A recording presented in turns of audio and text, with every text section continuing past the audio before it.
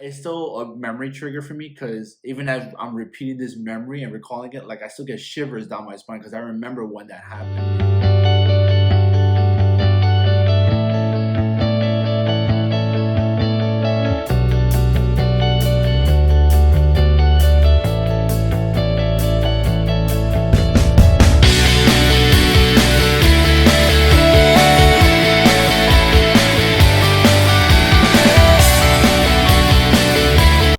Guys, welcome back to the channel, or welcome to the channel. So we wanted to kind of do a video interviewing each other, or basically today I'm going to be interviewing Sam and then later on he'll be interviewing me. But we didn't want to like copy all the trends we see when it comes to interviewing. We just thought it was a cool idea and a cool way for you guys to get to know him better and then get to know me probably like next week. But we wanted to put our own spin on it. So I'm gonna be here. So I wrote them, I put them on these pink papers and I folded them. He has not seen any of the questions or reviewed any of the questions. And so the spin is that I'm not gonna know which way the interview is gonna go, which questions are actually gonna be shared, and in what order. No, but you still read it. I just want to pick it. You wanna pick it? Okay. At least the first one. Just pick it. Okay. All right, so let's see what we got. Question: how would you describe your childhood? What are some core memories that shaped who you are today? I guess. Well, I mean, the exposure to that racism that I dealt with.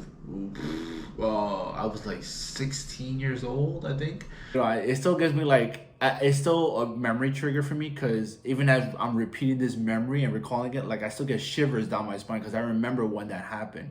I was working at a photo lab in Flushing. It closed down many years ago. I was working with my uncle, and he was actually working in the back at the time. So I was in the front end with a couple of one coworker that day. It was a Saturday shift, and what happened?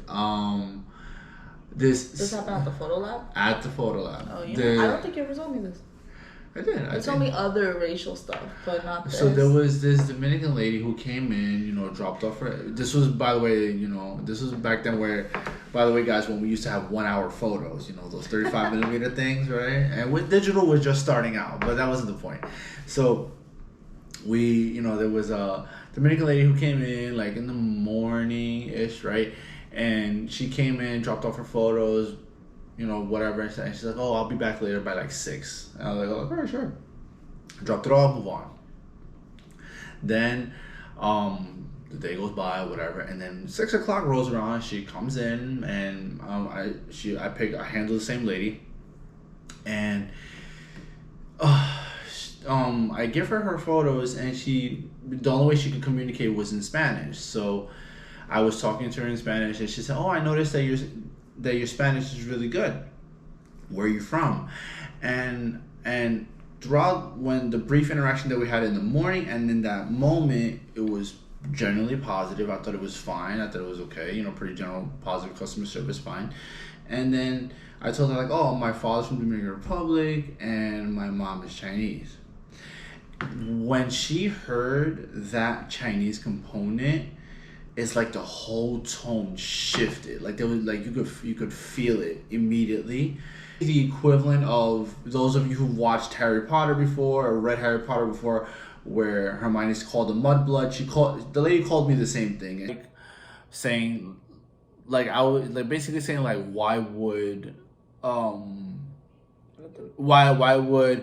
a Dominican man taint or dirty the bloodline with something else and something as dirty as Chinese? And and this lady was much older, and I was I know for a lot of us, we're taught that you have to be respectful to your elders, and I was 16 at the time, so I was really ingrained in my Chinese culture at that point in my life, because a lot of my Spanish side of the family had already like moved away in the beginning years. So then I was really ingrained in the Asian culture, so like the cultural aspect increased heavily with you are not allowed to disrespect your elders, do not talk back, it doesn't matter if they're wrong or whatever, doesn't matter, you say nothing, so I was really taken aback, and my reflex wanted to say something, but I couldn't bring myself to do that.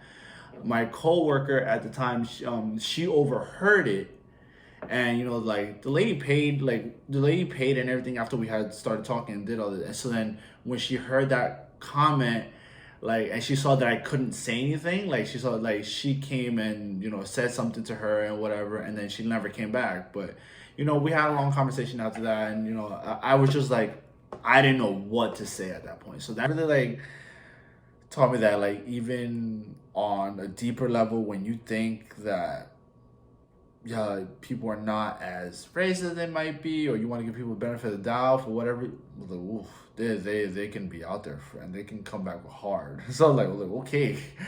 Now that you have been an educator for a long time, has your opinion of what kids need and what education changed over the years? So after, tell them how long you've been in. So I've been an educator for about almost 10 years. This will be the start of my 10th year. But I've been doing, like, teaching and all that stuff for a little bit longer now, almost 15, because I did a little bit of it in college where I would go one-on-one, home instruction. So I did a little bit of that. So it's almost 15 years of experience of it. I would say what kids need. Well, has your opinion changed, yes or no? Yes. And it's not as black and white. It's to a degree. I feel like my opinion has changed a lot, because when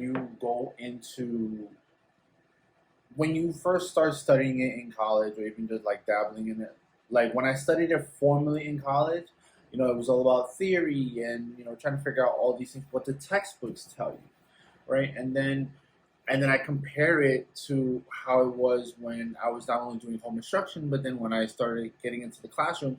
And those are very different worlds in all three. Like, the textbooks, is one thing, and then the home instruction was a different world. And then when I got into the classroom, it was also a different world. So I think that what kids need definitely varies. However, it is not exactly what we've been led to believe. Unfortunately, I think that a lot of it has been cut and dry over the years, and it shouldn't be. What kids need is, they essentially need from my experience, they need foundational skills, and not just literacy, like, but also what they never necessarily. I learned this a little bit in high school. And that was in high school when I was 18, in economics class, where they taught me a little bit about budgeting, and all the way in high school. All the way in high like school. By the time you start high school. And not even like I'm not saying you have to learn how to budget at 5 years old. I'm not saying that. Well, it's a nice thing. I just saw a TikTok with a kindergarten teacher that teaches her class how to budget. Exactly, and I'm not saying that's bad. Actually, I think that works out perfectly. What I'm saying is that I didn't really learn how to do that. I didn't get to dabble in it until I was like 18, and that's kind of hard. Like, that's really late. So I think that when you need to be able to, you need to see these things a lot earlier, so that way kids can get more used to it, more comfortable, and get, they shouldn't have to be going all the way late and then and gamble on the chance of possibly going into college and then probably learning that. Because their high, in my high school, I was lucky that it offered a lot of things, but back then. But then when I got into college, it was more like, I didn't know any job interview skills. I had to, like, really pick up on that, and and even, like, without a mentor, I had to really, like, and what better teacher than life experience, right? But the next question is, this one's good. You're 33 and will be 34 in a few months. Does life look the way you thought it would when you were younger? How is it the same or different? And how is it different? I think it's different because more than 10 years ago, I did not necessarily expect to have a baby at this stage, and being necessarily the way I am in this career now. I thought that I never would have thought of putting a YouTube out. Actually, I did for a moment with a couple of friends. We dabbled in, we talked about podcasting back then, and we did have some really good conversations and what could have been really great episodes. but we just never did it. And I don't know what it was, if it was fear, anxiety, or maybe we just didn't necessarily think that it was as priority back then. You know, who knows? But definitely. It's also like it's hard to work as a couple. Like we've had to get used to it. We're still getting used to it. Like working together while being, and being in a marriage. But I think it's also harder to work with friends because you have to find that friend that you can really work with. I only have one friend who I can work with. Like, you know that. Like everybody else, I'm like, I don't even want to try. I kind of don't want to try. Yeah, because when you mix business and relationships, it's like I said about I didn't foresee myself putting out a YouTube and finally getting a schedule together with with my family, putting this together, and also like my writing and things like that. I never would have saw that at all. So now I'm actually like very happy and positive like that. Even through the craziness and things like that, it's being able to put it together and working through those things. So definitely it looks different. So I have a follow-up question now because I'm like, that's weird. The YouTube thing, I get that you never really thought of putting it out because obviously we didn't know we were going to go through infertility, and that's the main focus of our channel. And we didn't know when we were going to have family. And obviously, like YouTube, I brought it to you originally, but like I think besides this endeavor and like some other endeavors that we're doing now, like business wise, I think our life is pretty standard at 33. I think it's pretty normal if you're gonna get married to be married, and if you're gonna have kids to have kids. So what did you see your life being by 33, 34, if not? I probably would have thought back then, like even before we got together, like probably I would have maybe just finally started to like date more seriously. Oh, so you thought you were gonna get married older? Just a little bit. Expect to get married young? Like I always had that as a thought in my head, like, oh, I want to get married by like 26 or maybe 27. But then like, this was when I was thinking like in the middle of college before we met and stuff like that. I was like, oh, maybe I'll get married at 26. That's probably fine. But then like, I started to notice like certain patterns when I was even doing some of my schoolwork and I was engaging in conversations with people. Is that I was more inclined to like, maybe I should just like travel for a little bit and like start dating seriously. Maybe when I'm in my 30s. If you could change one thing about your life right now, what would it be and why? That's hard. One thing? Or two. One thing that I would change about my life? Right now. Go back and play the lotto. No. What? We did.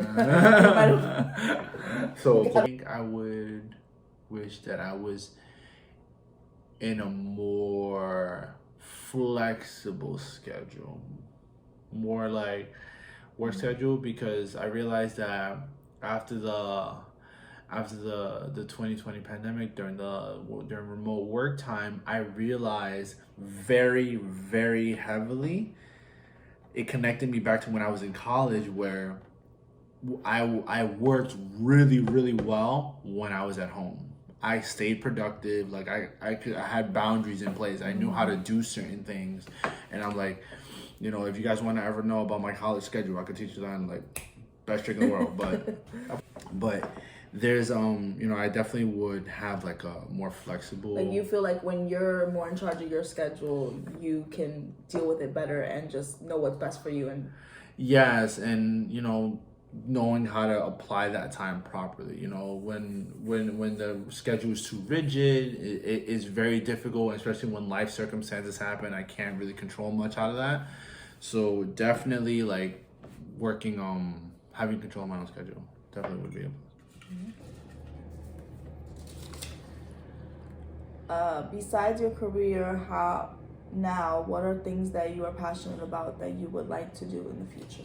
Definitely like pushing my writing. I've been pushing my writing more now, YouTube, and I'm putting together a notary business, and I still love my video games. I really do. So I even started looking into like I actually started dabbling in game design, game development. So I'm doing a little working on Unreal Engine on my spare time, you know, like learning the ins and outs, and actually like trying to build a game from the ground up. You know, not a fully complicated game, you know, because I am one person and I can do it. I believe it, but I would need a lot of extra time, and I would need a lot other pieces to fall in place first, because I feel like I need a lot of focus on that specific thing. Otherwise than that, yeah, definitely like video game design is one definitely I picked up on. What are the causes you are passionate about? Definitely infertility is one of them, you know, like, and Obviously, yeah, that's what the channel is about, right? Some other causes, you know, like environmental protection, you know, I am about saving the environment and protection. That includes like saving the environment and, you know, providing things like for animals and marine animals especially too. So I don't know about that. Ooh, last 2 questions. Are we almost done? That's crazy. Yeah. What is something about you that usually surprises people? Oh, I get this question a lot. I don't know. There's so many guys, and he's gonna say he doesn't know. But every time I talk about Sam to people, and I say certain things, they're like, "Oh my god!" Like, or like when we first started dating, and I would. It's been so many years. I mean, I think one. Okay, I was published at the age of 14. You know, I wrote for this. Can we find it? I don't know. No, wait. Yeah. I don't remember. I got published somewhere. You don't know where. I was 14. I was dealing with a lot of crap. It's a magazine, right? Maybe. You don't know where? Wait a minute. The point is that I wrote for some. Okay, you know what? Forget that one. What? Because I can't remember, and I'm like putting stuff out there. No, now we have to find it, guys. No. Yeah, I'm gonna find it.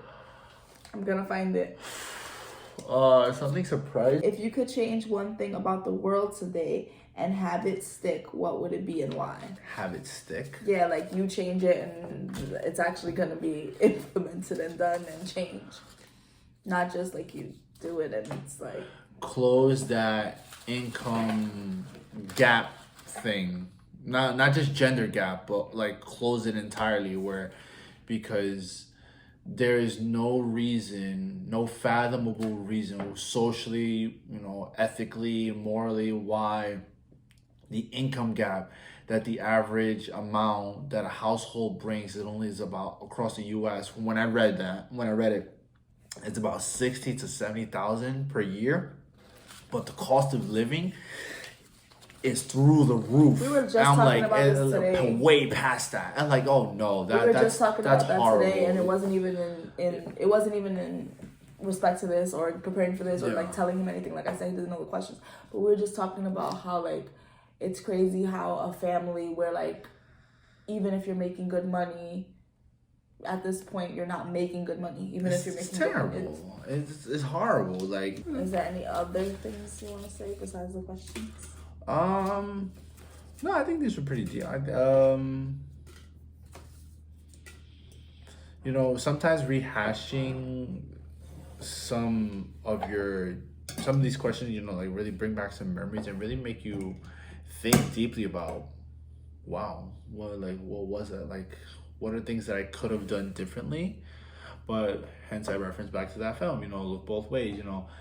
You're gonna follow this path, and you probably will still end up in where you actually want to be in life, but the steps to get there are gonna look vastly different versus if you had taken the other route. So if I had taken option B, but here we go. That's the point of living life that we have now. All right, guys, I hope you learned a little bit more about Sam, and I hope you enjoyed the video. But like, share, subscribe, and see you next week. Yeah.